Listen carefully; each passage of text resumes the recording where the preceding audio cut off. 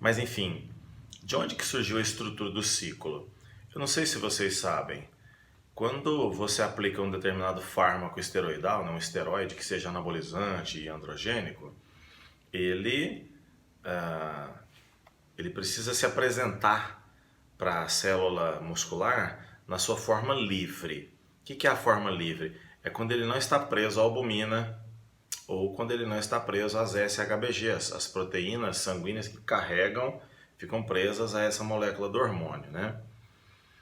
Então, essa chamada forma livre do esteroide, ela representa 2% apenas de tudo aquilo que foi aplicado em você.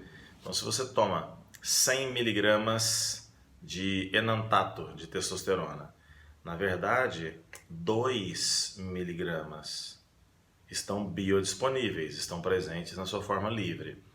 O que acontece com os outros 98%? Olha, mais ou menos 40% fica preso na albumina e o restante fica preso nas SHBGs. E isso é um grande problema, né? Bom, quando o pessoal então começou a usar fármacos, eles já sabiam da existência das proteínas transportadoras do sangue. Eles começaram a entender que tinha afinidade. O esteroide ficava preso nessas moléculas. Então, eles entenderam que tinham esteroides que eram altamente reativos. Eles tinham uma afinidade muito grande por essas proteínas. Então eles começavam o trabalho assim, nós vamos começar usando essa droga aqui, e o cara tomava aquilo, e aí uma semana inteira tomando aquilo, 2 semanas tomando aquilo, não aumentava a massa muscular nenhuma. A partir disso, entrava a segunda droga, e aí o peso do camarada ia lá pra cima, massa muscular, e essa aí é o bicho. E aí no próximo ciclo, ele ia lá e tomava aquela que ele achou a mais top das galáxias. E nada acontecia. E aí o pessoal começou a entender que de fato é verdade. Era preciso então fazer um empilhamento. Eu vou usar essa droga aqui associada a essa, porque assim eu vou ter muito mais hormônio biodisponível, né, na sua forma livre. Entendeu como é que foi feito o empilhamento? Legal, então por exemplo, o Proviron, que é um fármaco vendido em farmácia. O Proviron ele é reativo pra caramba, ele é altamente ligante a essas proteínas transportadoras. Outro, Stano, né? Quando você pega o estanozolol, que na época era o Winstrol, ela se liga muito forte a essas proteínas do plasma. Então, se você vai e coloca, por exemplo, tá? Propionato de testosterona, 50 miligramas todos os dias. E 50 miligramas de Winstrol, de estanozolol, todos os dias, o impacto no físico é gigantesco, é gigantesco. Por quê? Primeiro, porque o estano realmente é um fármaco muito bom para o componente estético. Segundo, que ele se liga muito nas SHBGs, e aí você tem uma ação, né, do propionato de testosterona todo voltado para a massa muscular. Entendeu como é que é isso? Só que quando você faz... Bom, essa primeira parte você entendeu? Coloca uma coisa para se ligar no sangue e aí a outra fica biodisponível? Ok, presta atenção agora.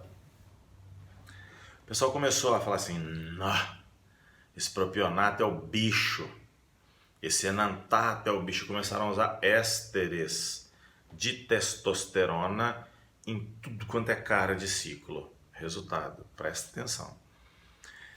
Se a pessoa vai lá e toma, sei lá, 100 miligramas de um éster de testosterona, enantato, cipionato, propionato, acetato de testosterona, o corpo reage assim, 2% vai para o músculo, 98% fica no sangue.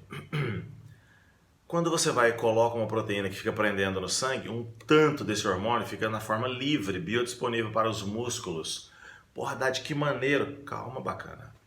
Ele também fica livre e biodisponível para sofrer a ação de uma enzima conversora do esteroide androgênico. Essa enzima se chama aromatase. E aí ela vai age nessa molécula que é androgênica, fazendo uma modificação na molécula dela. Que modificação que é essa? Converte ele para estradiol, um precursor de estrogênio. Resultado, o indivíduo começa a aparecer com ginecomastia, retenção de líquido, alterações de humor, libido, assim, cai. Mas o cara tem ereção, porque tem estrogênio, né? Você precisa de estrogênio para ter ereção. E o cara tem ereção, mas não quer namorar. Oh, tristeza, né? A ideia de fazer empilhamentos nos ciclos era potencializar a ação da droga. Como a pessoa que usa não sabe por que deu certo, e isso é um fato, eu estou te afirmando que o atleta não tem a menor noção de por que isso aí deu certo, talvez hoje tenha, mas naquela época os médicos que iam orientando, eles tinham noção, os farmacêuticos que iam orientando tinham a noção do que eles estavam fazendo. Ou você acha mesmo que o conhecimento do bodybuilding veio do bodybuilder? Não veio. Alguém tinha uma pessoa pensante por trás que fazia as coisas. E aí o atleta repassava isso como se fosse conhecimento dele. Como esses coaches que tem por aí fazem hoje em dia. Não lê nem frasco de shampoo e se é metida guru, né? Resultado é que a pessoa que recebia a informação não sabia por que tinha dado certo. Ele falava assim, rapaz, esse propionato é o bicho. No próximo ciclo ela aumentava a dose do androgênico. Ele colocava o estano de novo e aumentava a dose do fármaco androgênico. Isso aumentava mais ainda a ação do estradiol e piorava mais o resultado. E aí apareceu um gênio que disse assim, toma um antiestrogênico. Pronto. Resolveu. Um fármaco se liga no sangue, outro fármaco fica biodisponível, o que sobra, o antiestrogênico vai lá e não deixa converter para estrogênio. Haddad, eu fiquei bom demais. O negócio segredo, Haddad, é o antiestrogênico. E aí ele ia fazer um ciclinho de boldenona com sei lá o que, melhoral infantil. Tomava o antiestrogênico. Sabe o que aconteceu? O estrogênio dos caras baixou. Amigão, você sem estrogênio não tem, verás que um filho teu não foge à luta. Você, resultado, um monte de gente com problemas de ereção e todo mundo achando que o esteroide é que tinha causado isso. Não, o que causou isso chama-se ignorância. É escrito em tudo quanto é livro, na bula, tudo quanto é index que fala disso. E aí as pessoas vão lá e não dão o devido valor à ciência. Resultado disso, meus amigos, é que um monte de pessoas com potencial espetacular ficavam às avessas, porque não tem como a pessoa evoluir, mas pode piorar. A partir de uma determinada época, surgiu um conceito de modulação hormonal, um nome bonito para passar bomba para os outros. E aí, aquela turma que gostava de estética, mas que não era tão burra, falava assim, rapaz, eu até tinha vontade de usar esse trem, mas não vou pegar aqui esses marombeiros, não, esses caras não tá muito bom da cabeça não. Até que aparece um médico que copiou o que o marombeiro fazia e começou a prescrever. Resultado, todo mundo começou a tomar bomba. Eu disse todo mundo. Amigos, esteroides são fármacos para pessoas que têm déficit de crescimento, quadros de desnutrição profunda, desnutrição severa, queimaduras, inanição, é para isso. E atletas. Aí você pega uma pessoa que nunca foi atleta, nem vai ser, nem é modelo. É uma pessoa que acordou um dia e falou assim, ai, saco cheio do meu físico, sabe aquela coisa assim? E detesta academia, tem que tomar uma coisa para me ajudar. E o discursinho é o mesmo. Não, eu quero tomar alguma coisa só no começo para dar um up, sabe, Haddad? Depois eu sigo controlando, segue nada. Se você subiu esse pouquinho que você tem aí usando fármaco, desculpa, nunca mais você vai tirar o fármaco. A hora que você tirar e que o seu físico revelar o verdadeiro potencial dele dentro do que você treina, que é isso aqui, você não vai aceitar o que você vai enxergar no espelho e vai tomar tudo de novo. Essa não é nem a dependência química, é a dependência psicológica e ela está presente.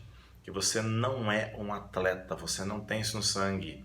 Então, sabe, se você não é usuário de esteroides, eu sempre digo assim, ó, por favor, vamos fazer o seguinte, não tome, não tome.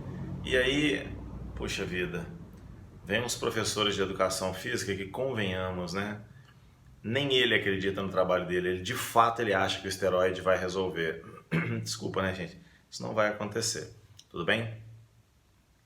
Então, por um lado, você tinha atletas com confusões tremendas, mas que acabavam treinando bem, eles iam dando um jeito nas coisas. Do outro, você tem uma pessoa com licença médica para prescrever fármaco. E aí, meus amigos, é uma história, porque os fármacos que são prescritos têm absolutamente nada a ver com a prescrição que se acredita fazer efeito. Ou é para mais, ou é para menos. E tem coisas que realmente a gente não consegue entender, né? A pessoa combinar oxandrolona com estanozolol. Você fala assim, muito bom. Muito bom. Conseguiu combinar 2 alquilados, um oral e um injetável. Tomara que as proteínas hepáticas fiquem vivas e não desistam do físico depois dessa.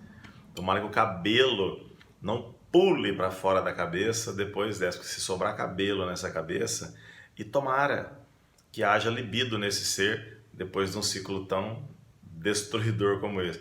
Amigão, se você quer passar esteroides para as pessoas, pelo menos passe do jeito certo, né? Baixas doses de testosterona, altas doses de anabólicos, ciclos curtos, reavalie, dá intervalo sem ciclo e assim por diante. Mas é isso, meus amigos. Desejo que vocês tenham uma sexta-feira espetacular, um final de sexta-feira espetacular, um fim de semana abençoado. Estejam com as famílias de vocês, fiquem com Deus e um par de dumbbells.